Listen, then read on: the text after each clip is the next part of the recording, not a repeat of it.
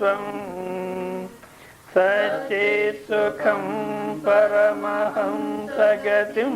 तुरीयम् ये स्वप्नजागरसुषुप्तमवैति नित्यम् तद्ब्रह्म निष्कलमहं न च भूतसङ्घः प्रार्तर्भजामि मनसा वचसामगम्यम् वाचो विभान्ति निखिला यदनुग्रहेण यन्नीति नीति वचनैर्निगमा अवोचुः तं देवदेवमजमच्युतमाहुरग्र्यम् प्रार्तन्नमामि तमसः परमर्कवर्णम् पूर्णं सनातनपदं पुरुषोत्तमाख्यम् यस्मिन्निदं जगदशेषमशेषमूर्तौ रज्ज्वाम्बुजङ्गमयिव प्रतिभासितं वै ॐ श्रुतिस्मृतिपुराणानाम् आलयं करुणालयं नमामि भगवत्पादं शङ्करं लोकशङ्करं शङ्करं शङ्कराचार्यं केशवं बादरायणं सूत्रभाष्यकृतौ वन्दे भगवन्तौ पुनः पुनः भगवन्तौ पुनः पुनः भगवन्तौ पुनः पुनः.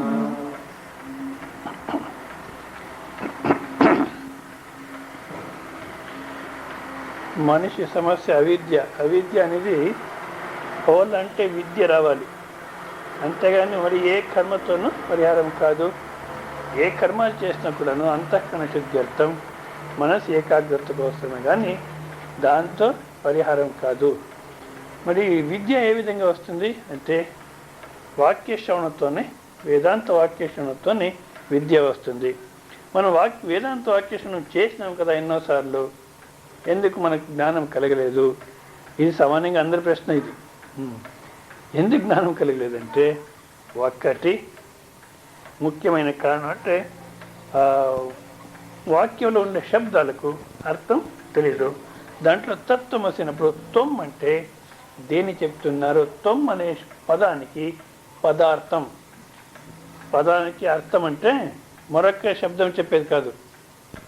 లైట్ అంటే ఏమి? ప్రకాశం. ప్రకాశం అంటే ఇంకోటి ఏదో శబ్దం. ఆ శబ్దానికి వస్తు ఏది అనేది తెలియదని అన్న వ్యతిరేక న్యాయంతో దృగ్దృశ్య వివేకము, తర్వాత సాక్షి వివేకం చేసుకుంటే అహంకారం నుంచి మొత్తం అంతా అనాత్మ అంటే నేను కాదు, ఈ అహంకు ఆవులున్న స్వరూపమే, ఆ సాక్షి స్వరూపమే నేను అని ఇంత నిశ్చయం వచ్చింది. ఎప్పుడైతే ఆత్మానాత్మ వివేకం అయిపోయిందో, అనాత్మ ఇది, ఆత్మ అంటే ఇది అనేది మనకు నిశ్చయమైందో, అప్పుడు ఇంకా వాక్య శ్రవణం ఎందుకు? మళ్ళీ ఇంత మాత్రం చాలు కదా. అంటే అన్ను వ్యతిరేక న్యాయంతో ఏమి సిద్ధమవుతుంది అంటే ఇంత మాత్రమే సిద్ధమవుతుంది. మనం చూస్తున్నాము, ఈ స్వామీజీ చాలా స్పష్టంగా రాస్తారు దాన్ని.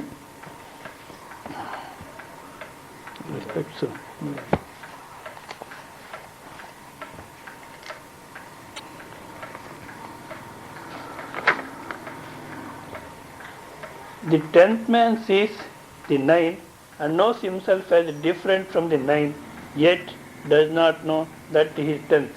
ఆ 10 మంది వాళ్ళ దృష్టాంతంలో 10th man నిజంగా ఆయనే 10వ వాడిగా ఉంటూ 9 దాంట్లో నేను ఈ 9 మంది కింద వేరు అనేది కూడా స్పష్టంగా ఉంది. ఇదే పరిస్థితిని మంది కూడా అన్న వ్యతిరేక న్యాయం మనం చేసుకున్నామంటే ఇదే పరిస్థితులన్నీ మిగిలింటాం. ఏ పరిస్థితి? 10th మ్యాన్ ఏ విధంగా 10th మ్యాన్ అయి ఉన్నాడో, 9 మందికి వేరుగా ఉన్నాడో, అదే విధంగానే మనం కూడా ఉంటాము. This is the position of అన్న వ్యతిరేక వితౌట్ మహావాక్య. మహావాక్యం వినుకుంటే వన్ నోస్ దట్ త్రూ అన్న వ్యతిరేక, దట్ వన్ ఈజ్ విలక్షణం ఫ్రమ్ అనాత్మ అండ్ వన్ ఈజ్ అద్వితీయం ఇన్ సుషుప్తి. అన్న వ్యతిరేక న్యాయంతో మనము అహంకారానికి వేరు అనేది మనకు బోధపడుతుంది. ఎందుకు? ఇదంతా దృశ్యము, అన్నమయము, ఆగమాపాయి, వ్యతిరేకము, ఇది అనాత్మ, దీనికి సాక్షిగా ఉన్న స్వరూపము నేను. అంతేగా సుషుప్తి అనుభవం తీసుకుంటే అక్కడ నేను అద్వితీయ స్వరూపము అనేది కూడాను బోధపడుతుంది. కానీ బోధపడినా కూడాను the knowledge that one is అద్వితీయం ఇన్ సుషుప్తి ఈజ్ గెయిన్ టు ది వ్యతిరేక ఆఫ్ అనాత్మ. సుషుప్తిలో అనాత్మ అంతా వ్యతిరేకం అవుతోంది అంటే ఏమైంది? వెళ్ళిపోతుంది అనాత్మ. బట్ స్టిల్ ది అనాత్మ రిమైన్స్ అన్ఫాల్సిఫైడ్. ప్రతిరోజు సుషుప్తిలో అనాత్మ వస్తువులు వాస్తవికంగా వెళ్ళిపోతున్నాయి అనే శబ్దం నేను వాడుతున్నాను, కానీ ఎక్కడికి పోయినాయి? కొంచెం యోచించండి. నిద్రలో అనాత్మ వస్తువులు ఉండవు, వెళ్ళిపోతాయి అంటాం. ఎక్కడికి పోతాయి?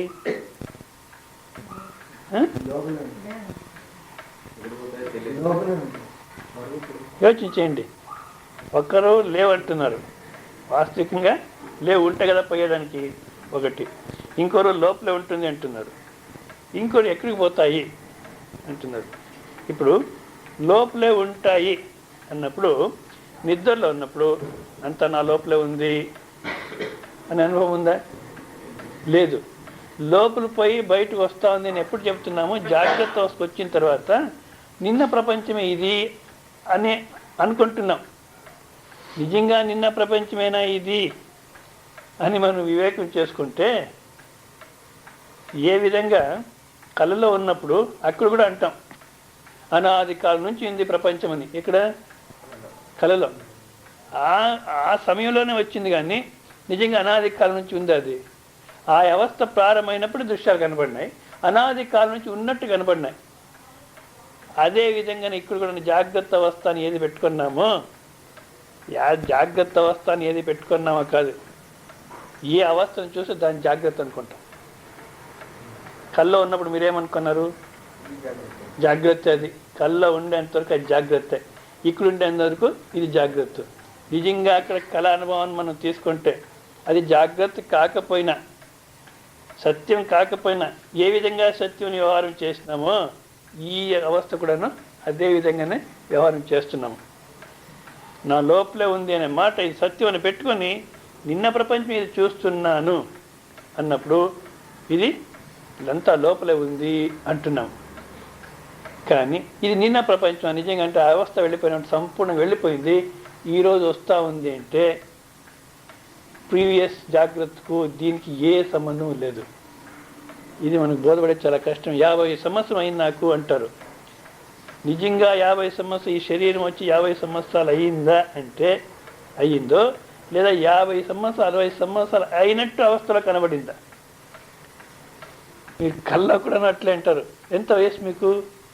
నాకు 65 సంవత్సరం, ఫలానా పుట్టిన పండుగ అంటారు, ఫలానా డేటు. నిజంగా ఆ శరీరం వచ్చి 60 సంవత్సరాలు అయ్యిందా? 60 సంవత్సరాలు అయినట్టు కనబడింది ఆ సమయానికి. అంతే సత్యం ఈ శరీరం కూడాను అన్నప్పుడు లోపల ఉంది అనేది ఈ సత్యత్వ బుద్ధి పెట్టుకొని చెప్తున్నాం. అవునా? ఎక్కడికి పోతుంది అంటే వేరే ఎక్కడో పోతుంది మళ్ళీ వస్తుంది అని చెప్దామంటే, ఈ దేశకాలాన్ని వదిలేస్తే మరొక దేశకాలం లేదు పోయి దాక్కునేదానికి. ఈ దేశకాలాన్ని వదిలేస్తే మరొక దేశకాలం లేదు పోయి దాక్కునేదానికి. అట్లా ఎక్కడో పోయి ఉన్నింది మళ్ళీ జాగ్రత్త వచ్చిన తర్వాత వచ్చింది అని చెప్పేదానికి కూడా సాధ్యం కాదు. మరి ఇంకేం చెప్పాలి? అవస్థ ఉన్నప్పుడు ఉన్నట్టు కనబడింది, నిద్రపోతే ఆ తోపిక అనేది లేదు గనుక ఏ విధంగా దృశ్యాలు స్వప్నంలో కనబడిందో ఒకవేళ కనబడింది అంటే అదే విధంగానే జాగ్రత్తలు కనబడుతున్నాయి. అవస్థ పోయిందంటే మళ్ళీ ఎక్కడ పోవాల్సిన అవసరం లేదు. ఎందుకు? స్వప్నంలో ఉండేటువంటి వస్తువులు స్వప్నం వెళ్ళిపోయింది, ఎక్కడికి పోయినాయి చెప్పండి. ఇప్పుడు ఎక్కడ వదిలేసి వచ్చినారు? నిజంగా ఉండే వస్తువులైతే అది నిజంగా ఉండే వస్తువులైతే ఎక్కడ పోయింది? ఏమైంది? ప్రశ్న కరెక్ట్. లేని వస్తువులు ఉంది అని పెట్టుకొని ఎక్కడ పోయినాయి అంటే గనక జాగ్రత్త అవస్థలకు కనబడేటువంటి దృశ్యాలు జాగ్రత్త అవస్థ వెళ్ళిపోతాయి, సంపూర్ణంగా వెళ్ళిపోతాయి. జాగ్రత్త కాదు, ఏ అవస్థలో ఏ దృశ్యం కనపడినా ఆ అవస్థ వెళ్ళిపోతే సంపూర్ణంగా వెళ్ళిపోతుంది. నేను అద్వితీయ అవస్థగా మిగులుతున్నాను. ఇది మనకు స్పష్టంగా ఉంది. అయినా కూడాను ఈ జాగ్రత్త, ఇది అనాత్మని మనం ఆ విధంగా తీసుకుంటున్నామా? అన్ఫాల్సిఫైడ్. అది రోజు అవస్థలో కనపడి లేకుండా పోయింది. మన అనుభవంలో స్పష్టంగా ఉంది. అద్వితీయ అవస్థగా నేను మిగులుతున్నాను. ఇది రోజు అనే శబ్దం కూడాను మళ్ళీ ఈ ప్రమాద దృష్టిస్తుంది. ఇది మనకు అనుభవంలో ఉన్నప్పటికీ కూడాను ఈ అనాత్మ అనేది తోపిక, మిథ్య, నేనే అద్వితీయ వస్తువు అనే జ్ఞానం రావడంలే. ఏ విధంగా 9 మందిని వాడు చూసి 9 మందికి వాడు వేరుగా ఉన్నప్పటికీ కూడాను నేనే 10వ వాడను వాడే నిశ్చయం చేసుకోవచ్చు, ఏ అడ్డు లేదు. లేకపోయినా నిశ్చయం చేసుకుంటున్నాడు అంటే చెప్పినా నిశ్చయం చేసుకోడు. వాడంతా వాడు ఆడ నిశ్చయం చేసుకుంటాడు. ఎందుకు అట్లయింది? మేమే అద్వితీయ స్వరూపంగా మిగిలినా కూడాను ఈ వస్తువులు అవస్థలో కనపడి లేకుండా పోతే వచ్చిపోతున్నాయి, కనబడి వెళ్ళిపోతున్నాయి. ఇది మిథ్య అనే వస్తుస్థితి మనకు రోజు ఉన్నా కూడాను ఎందుకు మనకు అట్లా బోధపడడం లేదు అంటే అవిద్య ఉంది. దాన్ని తీసివేసే దానికోసం ఎందుకు ఇది సత్యం అని పెట్టుకున్నాం. అనాత్మ వస్తువులు సత్యం అని పెట్టుకున్నప్పుడు సత్యంగా ఉన్నాయంటే నిజంగా లేదు. ఎందుకు రోజు వెళ్ళిపోతున్నాయి? నిద్రపోయినప్పుడు లేవు. ఆ లేకపోయినా కూడా అది సత్యం కాకపోయినా సత్యత్వ బుద్ధి పెట్టుకున్నాము.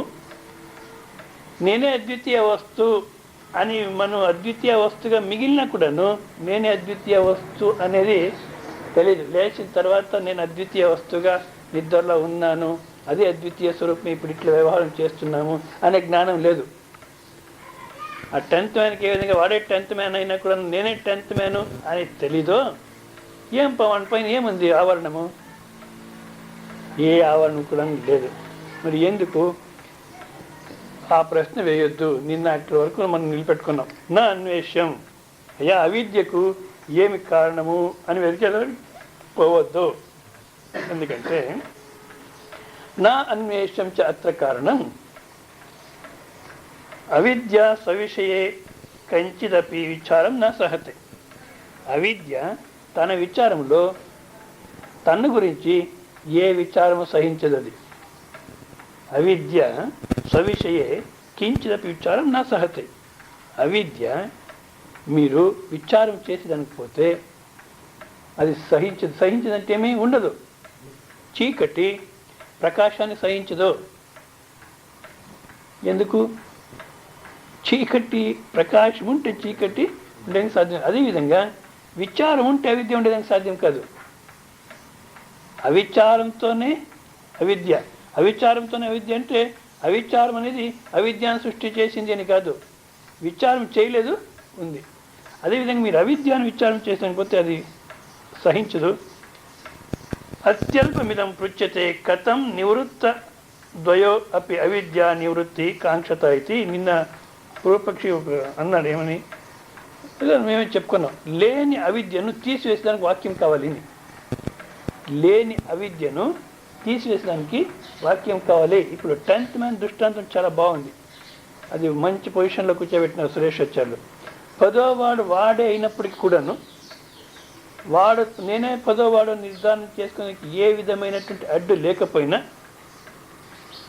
అయినా కూడాను ఉందా లేదా, నేను 10వ వాడు పోయినాడు అనేది ఉందా లేదా వాడిలో?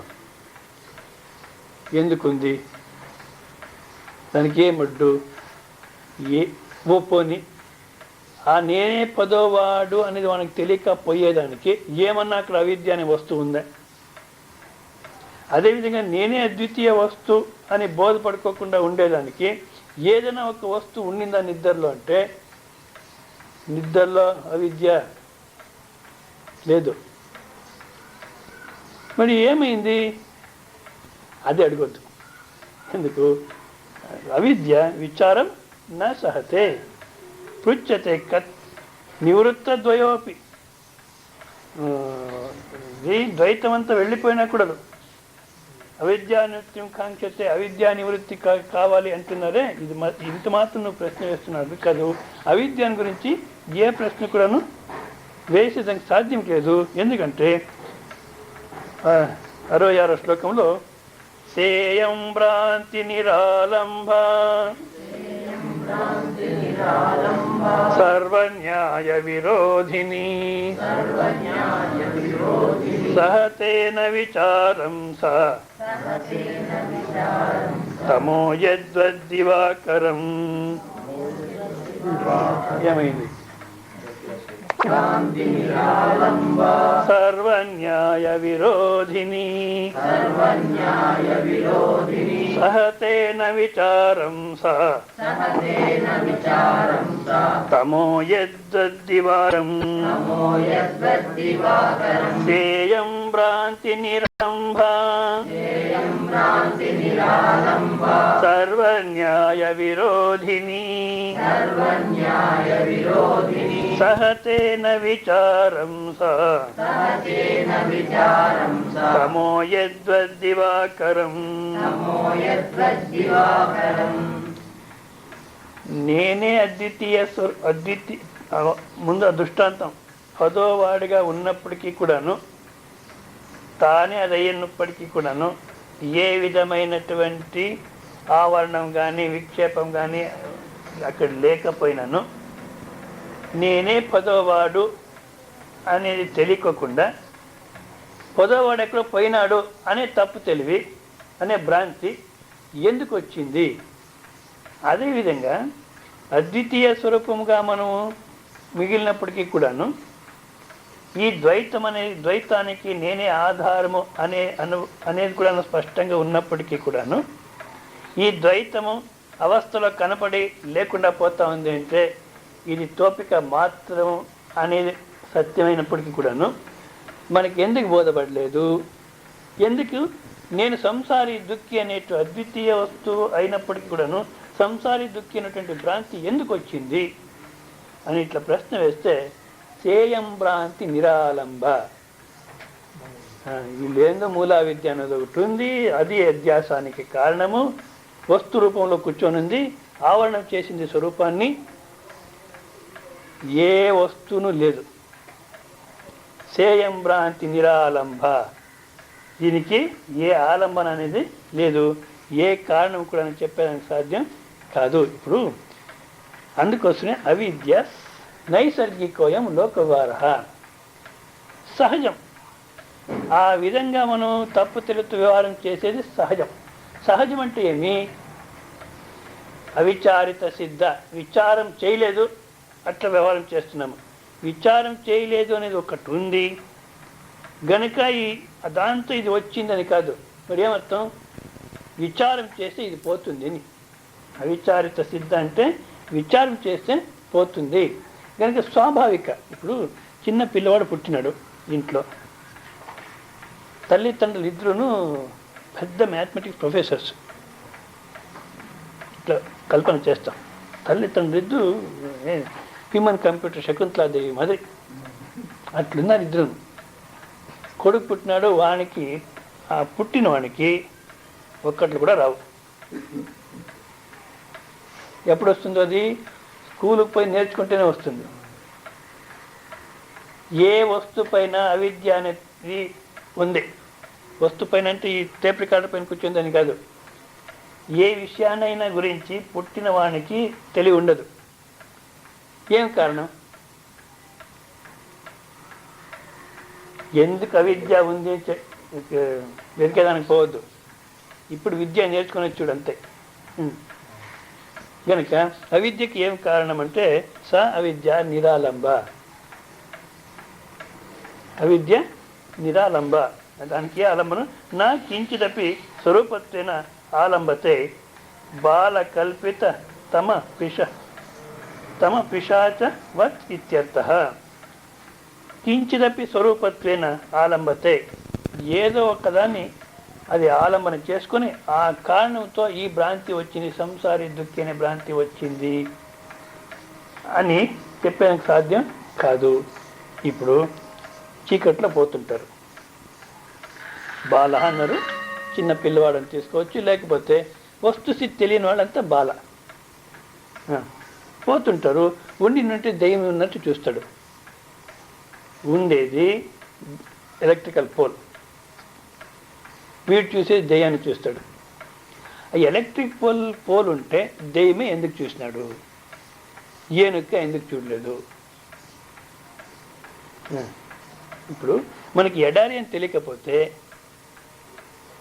నీళ్ళుగానే ఎందుకు చూడాలి, పాలుగా ఎందుకు చూడకూడదు, మజ్జిగ ఎందుకు చూడకూడదు? ఇట్లా విచారం చేసానికి పోతే ఇవి దొరకదు. ఎందుకు దొరకదంటే భ్రాంతికి ఒక కారణం ఉండవలసిన అవసరం లేదు. భ్రాంతికి కారణం ఉండవలసిన అవసరం, భ్రాంతి కలిగే సమయంలో ఫలానా దృష్టితో భ్రాంతి కలుగుతూ ఉంది. Error has no process, error has no process. అంటే స్కూల్లో ఇప్పుడు లెక్కలు నేర్పిస్తారు. ఇప్పుడు కాలంలో అట్లా వాళ్ళు ఉంటారేమో, టీచర్స్ తెలీదు, తప్పుగా చెప్పేవాళ్ళు. కానీ ఏ విధంగా తప్పు చేయాలి అనేదాన్ని నేర్పిరు, కరెక్ట్గా ఎట్లా చేయాలి అనేదాన్ని నేర్పిస్తారు. కానీ ఏ విధంగా తప్పు చేయాలి అనేదాన్ని నేర్పిరు. మరి తప్పు అవుతుంది. ఎందుకయింది అంటే నాకు తెలియదు కనుక తప్పు అయింది, తర్వాత చెప్పేది వీడు. సో ఆ తెలియకపోవటం అనేది కూడాను ఈ తప్పు తెలివితోనే మళ్ళీ ఆరోపణ చేస్తున్నాం.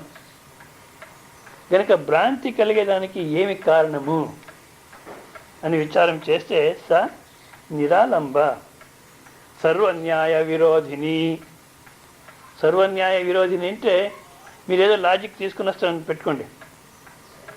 ఇప్పుడు ఎడారి అని తెలియకపోతే అది నీళ్ళుగా ఎందుకు కనపడాలి, పాలుగా కనపడవచ్చు కదా? ఏదైనా ఒక మీరు ప్రశ్నలు వేసి ఏదో ఒక న్యాయాన్ని తీసుకుని వస్తే, ఇప్పుడు లౌకిక వస్తువులు అయితే ఇప్పుడు నహి ఏ తస్యాహ లోకసిద్ధ పదార్థాంతరస్యైవ స్వరూపస్థితి కార్య నివృత్యాధికం యుక్తిబద్ధం.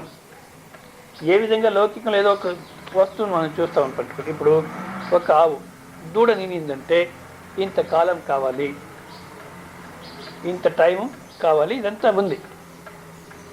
అక్కడ నియమాలు అదంతా పనిచేస్తుంది. ఎక్కడో ఒక చోట మనం ఉండిందంటే భ్రాంతితో ఒక దూడని చూస్తాం. ఏదో ఒక రాయి ఉండింది అక్కడ, దాన్ని దూడ అనుకుంటాం. ఒక దూడగా కనబడాలంటే ఎట్లా కనబడింది, దానికి ఇట్లంతా వివేకం చేస్తానికి పోతే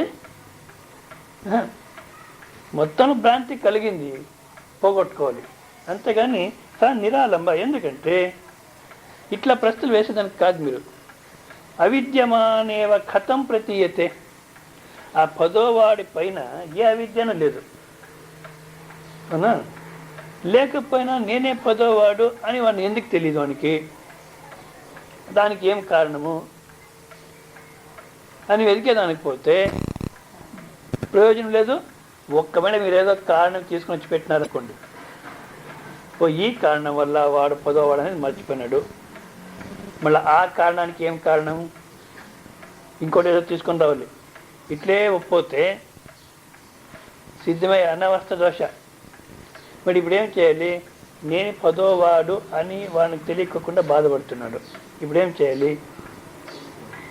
నువ్వేనయ్యా పదోవాడు అని ఉపదేశం చేయాలి. అంతేగాని వానికి ఎందుకు తెలియకపోయింది అని దాన్ని వెతుక్కొని పోతే వాడి పట్లే ఉంటుంది. అదేవిధంగా ఇక్కడ నేను అద్వితీయ స్వరూపము అనేది ఎందుకు తెలీదు, దానికి ఏం కారణము అని కారణాన్ని వెతికేదానికి పోవద్దండి. అద్వితీయ స్వరూపం అని తెలుసుకుంటే అది అవిద్య. అసలు ఉండే అవిద్య కాదు, లేని అవిద్య ఉన్నట్టు ఏం మనకు కనబడుతుందో అది పోతుంది. కథం ప్రతీయతే ఎట్లా కనబడుతుంది, లేని అవిద్య ఎట్లా కనబడుతూ ఉంది అని కనబడతా ఉంది మొత్తంలో. ఎందుకు? నేను అద్వితీయ స్వరూపం ఉన్నప్పుడు కూడాను అద్వితీయ స్వరూపం కాదు అనుకుంటున్నాం. తమః స్వభావచ సతి కథం స్వప్రకాశం ఆత్మానం ఆశ్రయత్వేన విషయత్వేన చ ఆలంబతే. ఇప్పుడు అవిద్యకు విషయము ఆశ్రయము ఏది అంటే ఒకసారి ఈ విచారం వచ్చింది, మొత్తంలో నేను అద్వితీయ స్వరూపం కాదు అనేది వినుకుంది. సో ఆ విద్యను ఒప్పుకున్నాం ఉపదేశ సౌకర్యాని కోసం. అయ్యో నేను సంసారి దుఃఖి అంటే నాకు కానిప కూర్చో అని ఒప్పుకున్నాం. ఇప్పుడు ఆ అవిద్య అనేది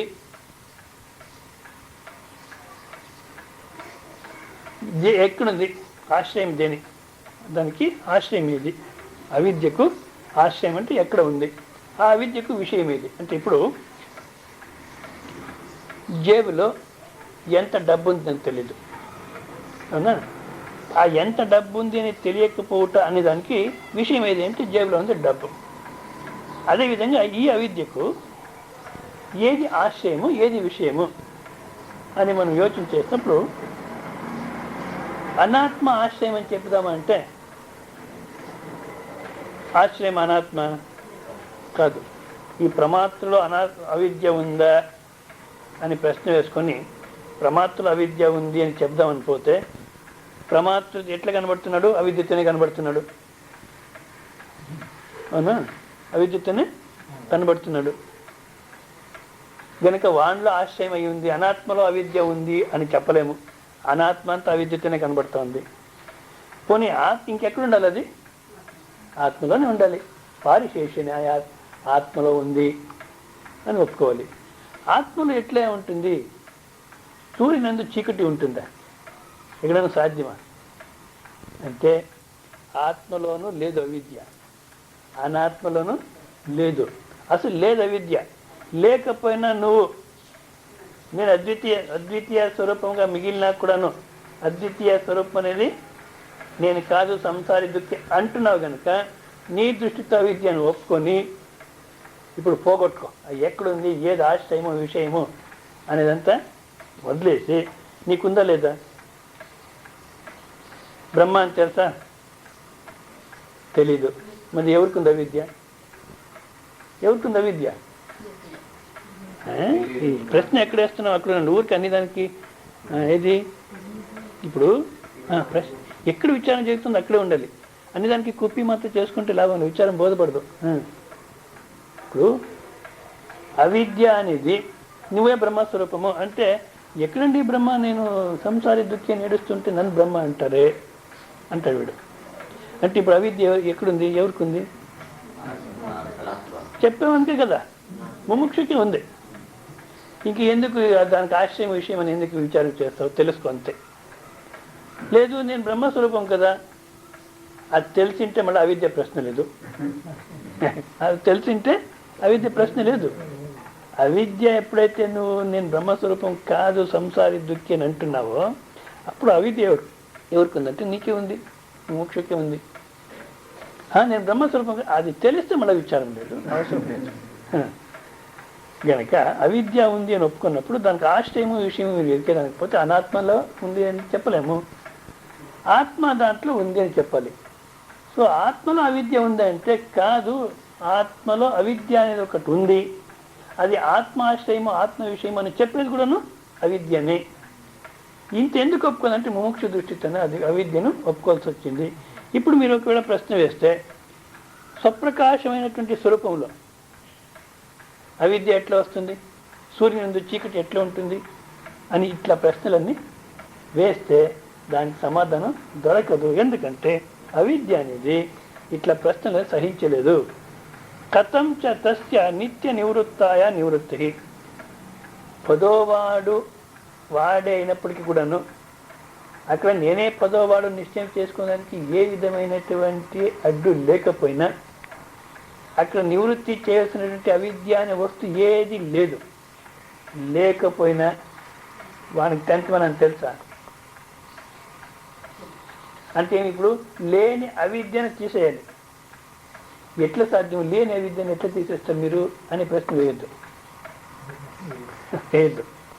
కథం చ తస్య నిత్య నివృత్తాయ నివృత్తి నివృత్తా చ సా కుత గచ్చతి.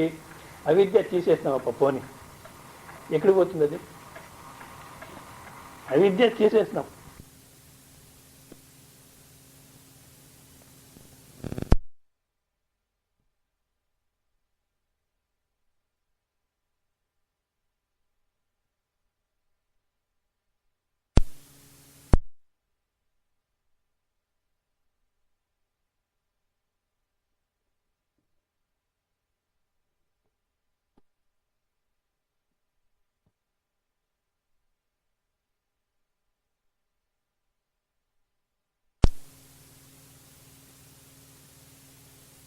తీసి ఎక్కడికి వేస్తారు?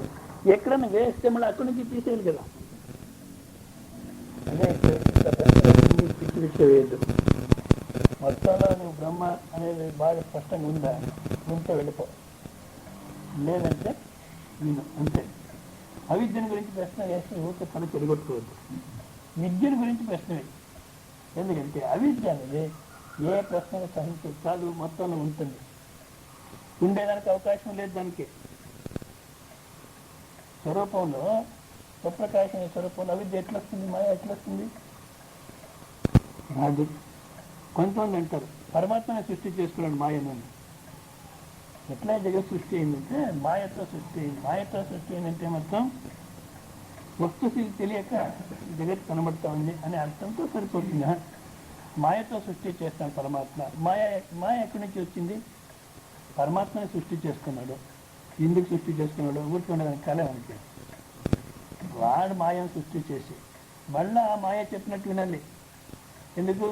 మాయను వదిలేసి మళ్ళా సృష్టి చేసేంత అయిందా పరమాత్మకు? మాయ అనేటువంటి ఒక శక్తిని ఈశ్వరుడు పెట్టుకొని సృష్టి చేస్తున్నాడంటే మాయ ఎక్కడి నుంచి వచ్చింది? వాడే సృష్టి చేస్తాడు మాయను కూడా. ఎందుకు సృష్టి చేస్తున్నాడు? ఊరుకోనింటి కాలం పోని ఏదో సృష్టి చేస్తాడు మాయనంటే తాను సృష్టి చేసిన మాయ మళ్ళీ ఈశ్వర సర్వశక్తి అని మనం అంటున్నాం. ఇప్పుడేమైంది? ఆ మాయాన్ని అనుసరించే సృష్టి చేయాలి. దాన్ని మాట ఏమైనా తీసేస్తానంటే సరిపోదు. పురంధరదాస్ అంటాడు, అన్యరా కన్య ತಂದು నిన్న మనకి యజమాని ಮಾಡಿ ఏనే నిన్న అవస్థ వేరే ఇంటి అమ్మాయిని తీసుకుని వచ్చి నీ ఇంట్లో యజమానిగా చేసి మళ్ళీ ఆమె చెప్పినట్లు వినేది. అదేవిధంగా ఈశ్వరుడు కూడా తానే ఒక్క మాయను సృష్టి చేసుకుని మళ్ళీ మాయ చెప్పినట్టు వినేది. ఏం పని ఇది? కనుక అట్లా ప్రశ్నలన్నీ అవిద్యని గురించి ఏ ప్రశ్న కూడా వేయద్దు. విద్యను గురించి ప్రశ్న వేసి తెలుస్తాం అంతేగాని. ఎందుకంటే స నిరాలంబ అది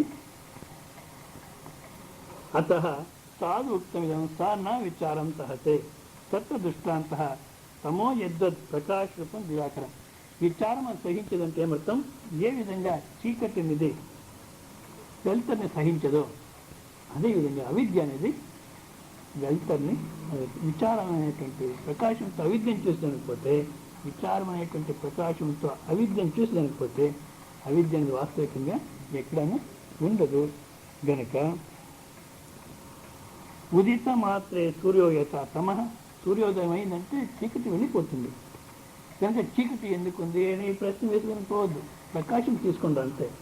అదేవిధంగా ఇక్కడను తథైవ విచార అవతారణ మాత్రేన విచారం ప్రారంభమైంది అంటే అవిద్య అప్పుడే అల్లాడుతుంది.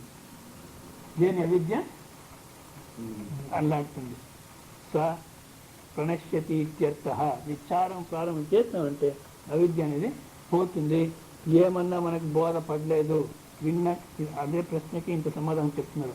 విన్నా కూడా బోధపడలేదంటే బాగా రాసి పెట్టుకోండి, ఏ అడ్డు లేదు, ఎవరు అడ్డు కాదు. మరి ఏం అడ్డు చెప్పండి?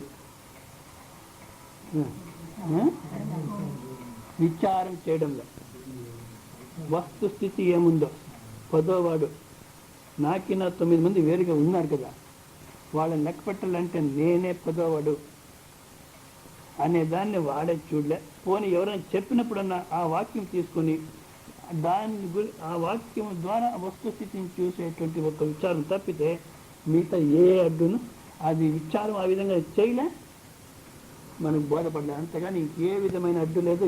ఏ ఈశ్వర నిగ్రహం అంటే ఏం ఈశ్వరుని తీసేస్తున్నాడు? నాకు కాదు, ఉండేదే ఈశ్వర. నిజంగా ఈశ్వర స్వరూపం తప్పితే మరొకటి లేదు, ఉండేదే ఈశ్వర స్వరూపం. ఈశ్వర స్వరూపం లేదని చెప్పడం లేదు. నేను ఏం చెప్తున్నాను? సంసారి లేదంటున్నాను. ఈ సంసారిత్వం భద్రంగా పట్టుకొని ఈశ్వర అనుగ్రహం రాలేదంటే ప్రతి ఒక్కరికి ఈశ్వర అనుగ్రహం ఉంది. ఈశ్వర అనుగ్రహం లేకుండా ఉండేవాళ్ళు ఈ జగత్లో ఎవరు లేరు, ఉండేదానికి సాధ్యం కూడా కాదు. ఈశ్వర అనుగ్రహం ఉంది కనుకనే మనం ఉంటున్నాం. ఇప్పుడు ఈశ్వర అనుగ్రహం లేకుండా ఎవరు ఉండేదానికి సాధ్యమే లేదు. సూర్యోదయం అయింది, ఎవరికి లేదు ప్రకాశం. కిటికీ వాకిండ్లంతా వేసుకునేసి అయ్యో సూర్యుడు నాకు అనుగ్రహం చేయలేదు అంటే కిటికీ వాకింగ్ తప్పకుండా ఈశ్వర అనుగ్రహం ఉంది. ప్రతి ఒక్క కనుక మనం విచారం చేయకపోవడమే, ఆ వాక్యం పైన విచారం చేయకపోవడమే అడ్డు, కానీ అది తప్పితే ఏ విధమైన వేరే అడ్డును లేదు. కనుక భ్రాంతికి ఏమి కారణము అని ఊరికే లైఫ్ అంతా వేస్ట్ చేసుకోవద్దండి. ఆ భ్రాంతి పోగొట్టుకునే ప్రయత్నం చేయండి. ఎందుకంటే ఈవెన్ దో ఆత్మ ఇస్ ఫ్రీ ఫ్రమ్ ద్వైతం బై స్వరూప, బట్ స్టిల్ ది ద్వైతం ఈజ్ సీన్ డ్యూ టు భ్రాంతి. ఆత్మ అనేది ద్వైతం నుంచి ఫ్రీగా ఉందంటే ఆ ద్వైత సంబంధం లేకుండా ఉంది స్వరూపము అనేది సత్యమే. అయినా మనం ఒక నిద్ర అనుభవం తీసుకుంటే స్పష్టంగా అది బోధపడిన స్వరూప, బట్ స్టిల్ ది ద్వైతం ఈజ్ సీన్ డ్యూ టు భ్రాంతి. అది ప్రతిరోజు కనపడి పోతూ ఉంది అనేది కూడాను అనుభవమే అయినప్పటికీ కూడాను దాంట్లో సత్యత్వ బుద్ధి ఇచ్చి దాన్ని భద్రంగా పెట్టుకున్నాం. ఎందుకు పెట్టుకున్నామంటే ఇది భ్రాంతితో. ఫర్ విచ్ భ్రాంతి దెర్ ఈజ్ నో కారణం. వాడు పదోవాడు అయినా కూడాను ఏ విధంగా నేను కాదు అనే భ్రాంతి వచ్చింది, దానికి ఏం కారణం? అక్కడేముంది పదోవాడిలో? అదేవిధంగా ఇక్కడ కూడాను అద్వితీయ స్వరూపంలో ఏ కారణము లేదు నేను సంసారిన భ్రాంతి వచ్చేదానికి. ఇప్పుడు ఎందుకు వచ్చింది? మొత్తంలో వచ్చింది. ఫర్ విచ్ భ్రాంతి దెర్ ఈజ్ నో కారణం. భ్రాంతికి కారణం అనేది లేదు. ఇట్ ఈజ్ నిరాలంబ, meaning it does not have a basis or cause behind it, for the reason that it is anadi. ఈ భ్రాంతి అనేది ఎందుకు వచ్చింది అంటే దానికి ఒక కారణము, ఒక ఆధారము లేదు. ఎందుకంటే అనాది. ఏదైనా ప్రారంభమైంటే కాలంలో ప్రారంభమయ్యేదానికి ఒక కారణం మనం చెప్పొచ్చు, దేశ కాలంలో ఉండేదానికి. ఈ అవిద్య అనేది దీన్నేమి చెప్పలేము. ఎందుకంటే అనాది అంటే ఏమర్థం? కాలంతో సహా కనబడుతుంది మనకు జగత్తు. అంటే కాలం ఉండేది పరమాత్మ స్వరూపం. కాలం కనబడాలంటే ఎట్ట కనబడుతుంది? అవిద్యతో కనబడుతుంది. ఎప్పుడు ప్రారంభమైంది అవిద్య అని చెప్పేదానికి సాధ్యం లేదు అన్నది. It is సర్వన్యాయ విరోధిని. ఏ విచారం మీరు సహించడం కానీ ఏ విధమైన మీరు తర్కం చేసిపోయినా అది ఒప్పుకోదు, దానికి నిలబడేది కాదు. హియర్ సర్వన్యాయ విరోధిని means not that it is opposed to logic or negatable by logic, but it means that it cannot be proved or disproved by logic. సర్వన్యాయ విరోధిని అన్నప్పుడు ఏదో ఒక తర్కంతో దాని అస్తిత్వాన్ని మనం స్థాపన చేస్తాము, భ్రాంతి ఎందుకు వచ్చింది అని కానీ, లేదా ఈ కారణాల వల్ల భ్రాంతి వచ్చేదానికి అవకాశం లేదు అనేది తీసేస్తాము దాన్ని అని కానీ సాధ్యం కాదు. But it mean by logic that the ద్వైతం ఇస్ భ్రాంతి cannot be arrived at through logic. ద్వైతం అనేది దట్ ది ద్వైతం ఈజ్ భ్రాంతి cannot be arrived at through logic. ద్వైతం అనేది భ్రాంతి అనేదాన్ని మనమే తర్కం చేసి తెలుసుకుంటాము అంటే సాధ్యం కాదు. ఎందుకంటే రోజు అది మనం విడిచిపెట్టిపోయినప్పుడు ఎంతమంది నిద్రపోతున్నారు? ప్రపంచం ఉండేవాళ్ళంతా నిద్రపోతున్నారా? నిద్రలో అది కనబడదని లేదనేది కూడా ఉందా స్పష్టంగా? అయినా కూడా ఎవరికి అది భ్రాంతి చెప్పినా కూడా ఇంత అవస్థాత్రయ విచారం పరమాచింతం ఎంత చెప్పినా కూడా అది భ్రాంతి పోవడంలే. దట్ ది ద్వైతం ఇస్ భ్రాంతి cannot be arrived through logic. ఆ ద్వైతం అనేది భ్రాంతి అనేదాన్ని మనము ఏదో తర్కంతో అంటే శాస్త్ర శ్రవణం లేకుండా మనమే తెలుసుకుంటాము అనేదానికి అది ముఖ్యం. బుద్ధితోనే నిశ్చయం చేస్తాము ద్వైతము భ్రాంతి అనేదాన్ని, శాస్త్ర శ్రవణం లేకుండా నిశ్చయం చేస్తాం అనేది సాధ్యం కాదు. శృతి అలోన్ ఇది ప్రమాణం టు టెల్ దట్ ద్వైతం ఇస్ భ్రాంతి. ద్వైతం అనేది భ్రాంతి అనేదానికి శృతినే ప్రమాణం. ఎవరో ఒకసారి ప్రశ్న వేస్తారు నాకు మైసూర్లో, శృతిలో ఎక్కడుంది ద్వైతం భ్రాంతి అనేదానికి శృతి ఎక్కడుంది అని. ఇది అజాయమానో బహుదా విజాయతే, ఏ సృష్టి కాకపోయినా అయినట్టు కనబడుతుంది. అంతేకాదు చాందోగ్యోపనిషత్తులో వాచారంభణో వికారో నామధేయం మృత్తికా ఇత్యేవ సత్యం. కుండ అనే ఎగ్జాంపుల్ తీసుకుని, కుండ అంటే వాక్ ఆరంభణం, శబ్దం మాత్రమే. కుండ అనేది శబ్దం మాత్రమే. కుండ అనే దానికి వస్తువు చూపెట్టండి మీరు. ఏదైనా తీసుకుని మీరు ఇల్లు చూపెట్టండి, చూస్తాం. ఇల్లు అనేది శబ్దం మాత్రం, కానీ చూపెట్టండి ఇల్లు, చూస్తాం. ఏది ఇల్లు? ఏంది నాకు తల చెడిపోయింది. మనం ఇంట్లో కూర్చోలేదా? మనం కూర్చొని ఉండేది ఇల్లు అంటారు. మీరు కూర్చొని ఉండేది కింద ఇంటి వాళ్ళని అడిగితే దీన్ని టాప్ అంటారు, మిమ్మల్ని అడిగితే ఫ్లోరింగ్ అంటారు. అవునా? అది టాప్ ఆఫ్ ఫ్లోరింగ్. అక్కడ పోయింది పోని. అక్కడ మనం చూపెట్టడానికి పోతే ఏం చూపెడుతున్నాం? అదేదో స్టోన్స్, బండ. ఈ గోడలు ఇల్లా? కాదు, అది సిమెంటు ఇట్టిగా. సిమెంటు ఇట్టిగా మాత్రం ఉంది, అంతేగాని ఇల్లు అనేది ఎక్కడ ఉంది? ఇట్లా చూసేదానికి పోతే మార్నింగ్ ఏదో మాట్లాడుతున్నాం మనం. జాగ్రత్త అవస్థ బుద్ధి మాట్లాడేదంతా అసత్యమే. జాగ్రత్త అవస్థ బుద్ధి మాట్లాడేదంతా అసత్యమే. మరి సత్య అసత్య ఈ వ్యవహారంలో ఎట్లా నిశ్చయం చేస్తున్నారు? ఏది విన్నాడో విన్నది విన్నట్టు చెప్తే సత్యం అంటున్నాడు. అవునా? ఆ దృష్టితో కరెక్ట్. కానీ జాగ్రత్త వస్తువుతో ఏ వస్తువుని గురించి వ్యవహారం చేస్తుందో మనం వాస్తవికంగా చూస్తే ఆ వస్తువులు ఏది లేదు. జాగ్రత్త బుద్ధినే లేదు. ఇంకా అది చెప్పేది ఎంత మాత్రం సత్యం? మనిషి జీవితం చాలా మోసం ఈ బుద్ధిని తీసుకొని. ఎంత మాత్రం సత్యం? అది చెప్పేదంతా అబద్ధమే. ఉంది నిమ్మపండు ఉంది అంటుంది. ఏది సిద్ధం చేసి చూస్తాం. ఒక ద్రవ్యము గుణము అని పెట్టుకొని ఉంది బుద్ధి. ద్రవ్యం ఒకటి ఉంది, దానికి గుణం ఉంది అని. సరే, గుణాన్నేమో నువ్వు ఇంద్రియాలతో చూసి చెప్తున్నావు. ద్రవ్యాన్ని అంటే పదార్థాన్ని దేంతో చూస్తున్నావు?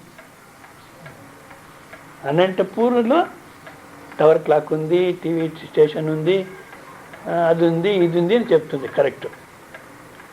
పోనీ టవర్ క్లాక్ తర్వాత యోచన చేస్తే అది కూడా సరిగ్గా టవర్ క్లాక్ ఉంది అని చూసినావు. అనంతపూర్లో టవర్ క్లాక్ ఉంది అని చెప్పాలంటే అనంతపూర్ ఎక్కడుంది చూపెట్టు ముందు. అనంతపూర్లో టవర్ క్లాక్ అన్నప్పుడు టవర్ క్లాక్, సుభాష్ రోడ్డు, ఏమేముందో అనంతపూర్ అంతా తీసేయండి. తీసేస్తే వట్టి అనంతపూర్ ఉండాలన్నా లేదా? యాడుంటుంది? మరి చెప్పిన అనంతపూర్లో బస్ స్టాండ్, అనంతపూర్లో టీవీ, అందరూ ఒప్పుకోవడం లేదా? అందరూ లేని అనంతపురాన్ని ఉంది అని ఒప్పుకున్నారు గనక అందరూ చెప్పేది అబద్ధమే. వ్యవహారానికి సరే, కానీ మనం సత్యం మాట్లాడాలంటే జాగ్రత్త అవస్థ బుద్ధి పనికిరాదు. తీసివేస్తేనే సత్యం మిగిలేదు. కనుక ఇక్కడ భ్రాంతికి ఇప్పుడు మనము శుద్ధి అలోన్ ఇది ప్రమాణం టు టెల్ దట్ ద్వైతం ఇస్ భ్రాంతి. వాచారంభణో వికారో నామదే మృత్తిక ఇత్యేవ సత్యం. కుండ అంటున్నారు, ఉండేది మృత్తిక, మట్టి మాత్రమే. మట్టి మాత్రమే ఉండేది. కుండ చూపెట్టండి.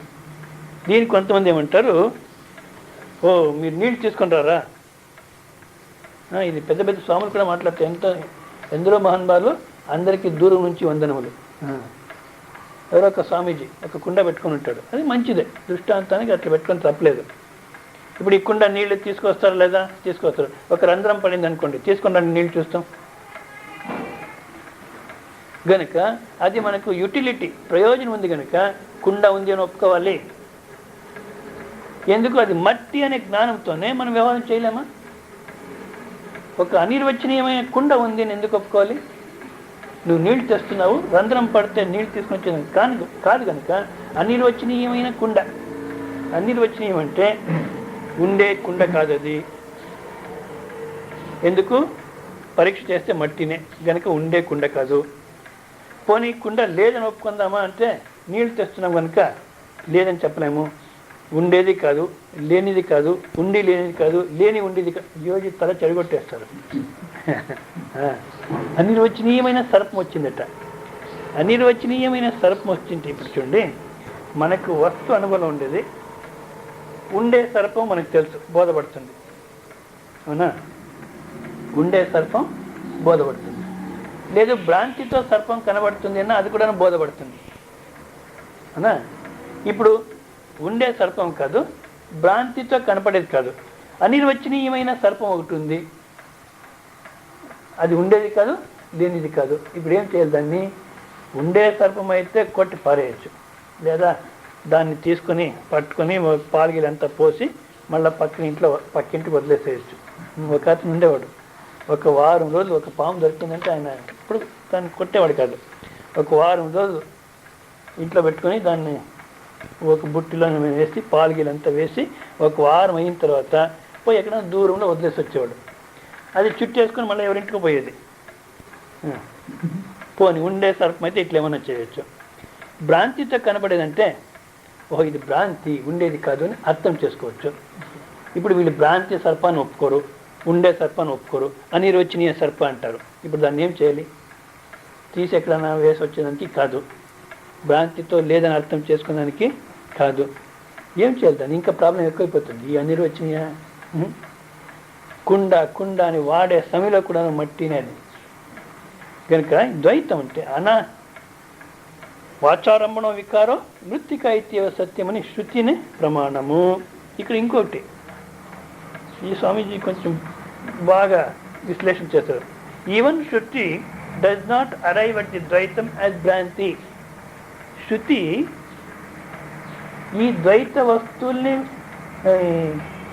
ఈ ద్వైతాన్ని భ్రాంతి అని నిశ్చయం చేయదు. మరి ఏం చేస్తుంది? అది భ్రాంతి కనుక భ్రాంతి అని చెప్తుంది. కుండ అనేది ఉండింది, దాన్ని శృతి మట్టి అని చెప్తూ ఉంది. శృతి మట్టి అని చెప్పింది కనుక అది మట్టి, కుండ అనేది భ్రాంతి. అట్లా కాదు. కుండ అనేటువంటి ఒక్క వస్తువు లేదు, లేకపోయినా కుండ ఉన్నట్టు వ్యవహారం కనబడుతూ ఉంది అంటే అది భ్రాంతిగా ఉంది కనుక భ్రాంతి అని చెప్తుంది. అంతేగాని ద్వైత వస్తువుని శృతి భ్రాంతి అని నిశ్చయం చేయదు. సత్యంగా ఉన్నా కూడాను శృతి భ్రాంతిగా నిశ్చయం చేస్తుంది. ఈ తేడా అర్థమైందో లేదో మీకు? ద్వైత వస్తువు సత్యంగా ఉంది, శృతి భ్రాంతి అని నిశ్చయం చేస్తుంది. దాన్ని శృతి ప్రమాణం అన్నప్పుడు ద్వైత వస్తువు ఉంది, శృతి దాన్ని భ్రాంతి అంటుంది. కాదు, కుండ అనేటువంటి ఒక సత్యంగా ఉంది, దాన్ని శృతి భ్రాంతి అని చెప్తుంది. కాదు, కుండ అనేటువంటి వస్తువు లేకపోయినా ఉంది అనే భ్రాంతితో వ్యవహారం చేస్తున్నావు కనుక అయ్యా అది ఉండేది కాదు, భ్రాంతి. ఏది భ్రాంతినో దాన్ని భ్రాంతి అని చెప్తుంది అంతే శృతి. శృతి చెప్పిన దానికి భ్రాంతి అని నిశ్చయమయ్యేలా. అది భ్రాంతిగా ఉంది కనుక శృతి భ్రాంతిని మనం సత్యత బుద్ధి పెట్టుకున్నాము, భ్రాంతి అని ఉపదేశం చేస్తుంది. శృతి ప్రమాణం అన్నప్పుడు ఏది భ్రాంతినో దాన్ని భ్రాంతి అని ఉపదేశం చేసింది. అంతేగాని భ్రాంతి కాని దాన్ని భ్రాంతి చేసేదానికి పోదు శృతి. కనుక శృతి ప్రమాణం ఉన్నప్పుడు ఏది భ్రాంతినో దాన్ని భ్రాంతి అని చూపెడుతుంది. వాట్ ఈజ్ భ్రాంతి ఈజ్ భ్రాంతి. వాట్ ఈజ్ భ్రాంతి ఈజ్ భ్రాంతి even when it is not mentioned by any ప్రమాణ. ఏ ప్రమాణంతో కూడాను అది భ్రాంతి అని చెప్పకపోయినా భ్రాంతి భ్రాంతిని. కనుక భ్రాంతి మరొక ప్రమాణంతో రావాల్సిన అవసరం లేదు, మరొక కారణంతో భ్రాంతి రావాల్సిన అవసరం లేదు. భ్రాంతి అనేది ఉంటే పోగొట్టుకో, అంతేగాని దానికి ఏ ప్రమాణం ఏ కారణం అనేది వెళ్తే అవసరం. Shruti mentioning Dvaitam as Bhranti does not make Dvaitam Bhranti, but because Dvaitam is Bhranti, Shruti mentions it. Shruti mentioning Dvaitam as Bhranti, Shruti mentioning Dvaitam as Bhranti does not make Dvaitam Bhranti. Shruti ద్వైత వస్తు భ్రాంతి అన్నప్పుడు అది సత్యంగా ఉన్నదాన్ని భ్రాంతిగా మార్చేస్తుంది అని కాదు. మరి ఏ విధంగా? భ్రాంతిగా ఉండేదాన్ని మనం సత్యం అనుకుని ఉంటే భ్రాంతి అని ఉపదేశం చేస్తుంది అంతే. భ్రాంతి, బట్ బికాస్ ద్వైతం ఇస్ భ్రాంతి, శృతి మెన్షన్స్ ఇట్. ద్వైతము భ్రాంతి అయినప్పటికీ కూడాను మనం సత్యం అని పెట్టుకున్నాం కనుక అది భ్రాంతి అని ఉపదేశం చేస్తుంది. అంతేగాని శృతి చెప్పింది కనుక భ్రాంతి అయిందని కాదు. భ్రాంతి is free from being a logical conclusion or illogical conclusion. ఏ న్యాయం ఒప్పుకోదు అది. లాజికల్గా భ్రాంతి తర్కంతో మీరు భ్రాంతి ఇట్లా అయింది అని చూపెట్టడానికి కాదు, లేదా దాన్ని ఇల్లాజికల్ అని చెప్పేదానికి కాదు. Free from being a logical phenomenon or illogical phenomenon. ఈ సర్వన్యాయ విరోధమైనప్పుడు ఏ ఒక్క తర్కంతోనూ దాన్ని మనము ఉందని కానీ లేదని కానీ ఇట్లంతా ఏమి చేసేదానికి సాధ్యం లేదు. వస్తుస్థితి మనకు బోధపడితే అసలు లేదని తేలిపోతుంది. కనుక విచారం అంటే అవిద్యకి ఏమి కారణం అనేది విచారం కాదు, విద్య ఏ విధంగా వస్తుంది, విద్య పొందేదానికి విచారం, కానీ అవిద్యాన్ని గట్టిపరిచేదానికి కాదు. ఇన్ఫ్యాక్ట్ భ్రాంతి is not a phenomenon and it cannot stand విచార like even the darkness cannot stand the sun. ఇంతకుముందు చూస్తాం, చీకటి అనేది ఏ విధంగా ప్రకాశం సహించదో అదేవిధంగా ఇక్కడ కూడాను.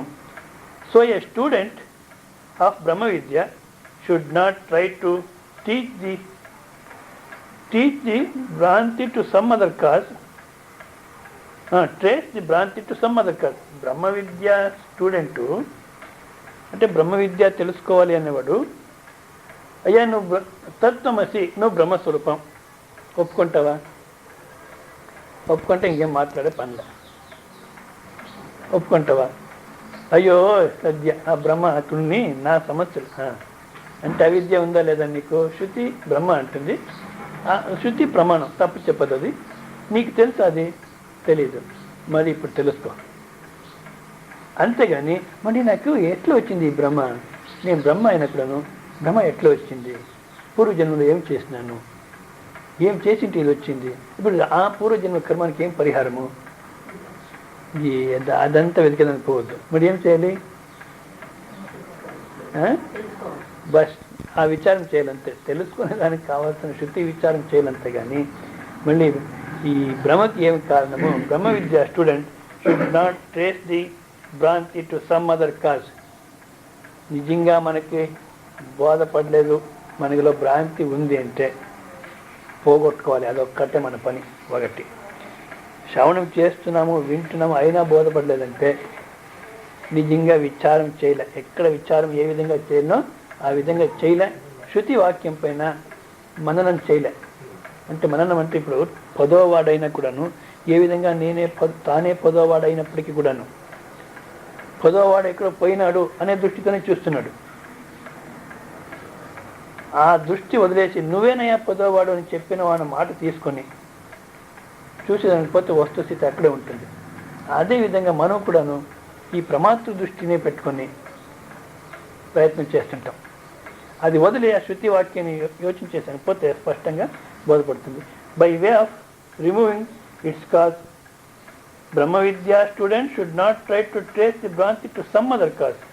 హీ హ్యాస్ టు డూ విచార ఆఫ్ వస్తు. వస్తుస్థితి ఏమి అంటే ఆ స్వరూపం ఏమి అనే దాన్ని మనం విచారం చేయాలి. కానీ he has to do vichara of the vastu. This avidya or bhranti even go not by way of removing its cause. ఈ భ్రాంతికి ఏం కారణము అని మీరు కనుక్కొని మళ్ళీ ఆ ఒక్క కారణాన్ని తీసివేస్తామన్న భ్రాంతి ఉంటుంది. ఎందుకు? భ్రాంతికి మరొక కారణం లేదు. ఒకవేళ మీరు ఏదైనా కల్పన చేసి అది తీసేసినామన్న ఈ భ్రాంతి పోదు. కనుక భ్రాంతి పోవాలంటే వస్తు విచారంతోనే పోతుంది. It's called but thinks the right of the vastu. Just on the sentence, you are the tenth man, gives rise to without faith. నువ్వే పదోవాడు అనే వాక్యం పైన వాడు ఆ వాక్యాన్ని విని అర్థం చేసుకునే ప్రయత్నం చేస్తే తప్పకుండా జ్ఞానం ఇస్తుంది. సో డస్ మహావాక్య గివ్స్ రైస్ టు నాలెడ్జ్. అదేవిధంగా తత్వమసి అనేటువంటి మహావాక్యము తప్పకుండా జ్ఞానం ఇస్తుంది. శ్రవణం చేసిన తర్వాత మళ్ళీ ఇంకేమో చేయాల్సిన అవసరం లేదు. మహావాక్యమే పనిచేస్తుంది, మహావాక్యం జ్ఞానాన్ని ఇస్తుంది. మరి ఇంకేమో చేయాలి? మీరు ఏమి చేసినా కూడా ఇంత మాత్రం ఒకవేళ మీరు చేసి పొందే అవసరం లేదు. ఒకవేళ మీరు ఏదన్నా మనం కనుక్కుంటామంటే సమాధి స్థితికి పోయి ద్వైతం లేకుండా ఉన్నాను నేను అనేదాన్ని కనుక్కోవచ్చు. సమాధిలో ద్వైతం లేకుండా ఉండేవాడిని అని కనుక్కోవచ్చు అంతే.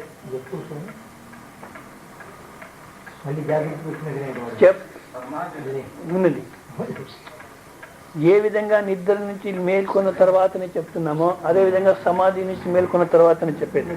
అవునా? ఒకవేళ ఏదో ధ్యానంతో పొందగలము మనమంటే అంత మాత్రమే. అన్న వ్యతిరేక న్యాయంతో ఏం చేస్తున్నామో మీ ధ్యానంతోనూ అంతే సాధ్యం.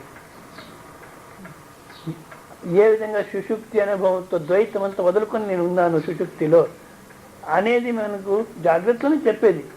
కానీ ఆ సుషుప్తి అనుభవాన్ని మనం జాగ్రత్తలు యోచన చేసినప్పుడు ఏ విధంగా ద్వైతాన్నంతే వదులుకొని ఉన్నాను అనే అనుభవం ఉందో ఒకవేళ మీరు ధ్యానంతో ఏమైనా చేసి పోతామంటే అంతే అనుభవమే వచ్చేది. దానికి నా విచిత్రమైన అనుభవం మనకు వచ్చింది అంటే అది శాస్త్ర విరుద్ధమే. ఎందుకు? వైయక్తిక అనుభవం అది. నాకు ఇప్పుడు బోధపడుతుంది డిఫరెన్స్. ఏం బోధపడుతుంది డిఫరెన్స్ చెప్పండి. ఈ వాక్యాలు ఎందుకు తీసుకుంటున్నానంటే మళ్ళీ మీరు వినబోతారు వాళ్ళ ప్రవచనాలు. విన్నప్పుడు ఇక్కడ ఏం విచారం చేసినామో దీన్ని పక్కన పెట్టేసి నేను ఇంకేమో చేయాలి అనే భ్రమ వస్తుంది. రాసి పెట్టుకోండి. మీరు ఏమి చేసినా కూడా ఒకవేళ సమాధి స్థితి వరకు పోవచ్చు. సమాధి స్థితిలో సుషుప్తిలో ఏ ఒక్క అనుభవం ఉందో ద్వైతాన్ని అంతా వదులుకొని నేను ఉండగలనని అటువంటి ఒక్క అనుభవం నాకు రావచ్చు సమాధి నుంచి. కానీ ఇది అన్వయ వ్యతిరేక న్యాయంతో ఏమి మనం చేసుకోగలము? సుషుప్తిను అన్వయ వ్యతిరేక న్యాయంలోనే వస్తుంది. సో ఈ అన్వయ వ్యతిరేక న్యాయంలో ఏం ఒక్క నిశ్చయానికి మనం రాగలమో అదే నిశ్చయమే మీరు ఏం ధ్యానం చేసినప్పుడు. మళ్ళా ధ్యానంలో జ్ఞానం కలుగుతుంది. సాధ్యం కాదు. నిధిధ్యాస అంటే అది కూడాను వాక్య విచారమే. తత్వమసి వాక్య విచారమే కానీ ఏదో కళ్ళు మూసుకొని చేసేది కాదు. ఇంత ఇది టైం అయింది, క్లోజ్ చేస్తాం. You are the give rise to the knowledge without faith.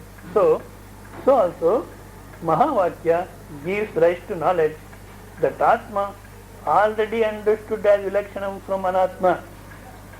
అన్న వ్యతిరేక న్యాయంతో సుషుప్తి అనుభవంతో సహా మనము ఇది అనాత్మకి నా విలక్షణమైంది నా స్వరూపము అనేది ఏది ఉన్న అనుభవంలో ఉందో దాన్ని బ్రహ్మ అని చెప్పి ఈ బ్రహ్మ in which knowledge the very జిజ్ఞాస కల్మినేట్స్.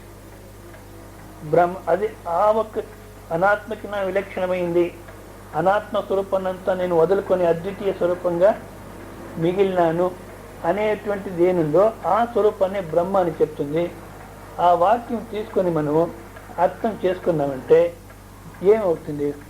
ఫలం ఏమొస్తుంది అంటే జిజ్ఞాస కల్మినేట్స్. జిజ్ఞాస అనేది కల్మినేట్స్ అంటే పడిపోతుంది వాస్తవికంగా. ఇంకా స్వరూపాన్ని తెలుసుకోవాలి అనేటువంటి ఆకాంక్షని ఉండదు. ఎందుకు? అదే నేను గనుక మళ్ళా దాన్ని తెలుసుకోవాలి అనేటువంటి ఆకాంక్ష కూడాను రాదు. జిజ్ఞాస అనేది పడిపోతుంది. బ్రహ్మను తెలుసుకోవాలి అని పోయినాను, బ్రహ్మ తెలుసుకోవాల్సిన అవసరం లేదు. ఎందుకు? ఏమైంది?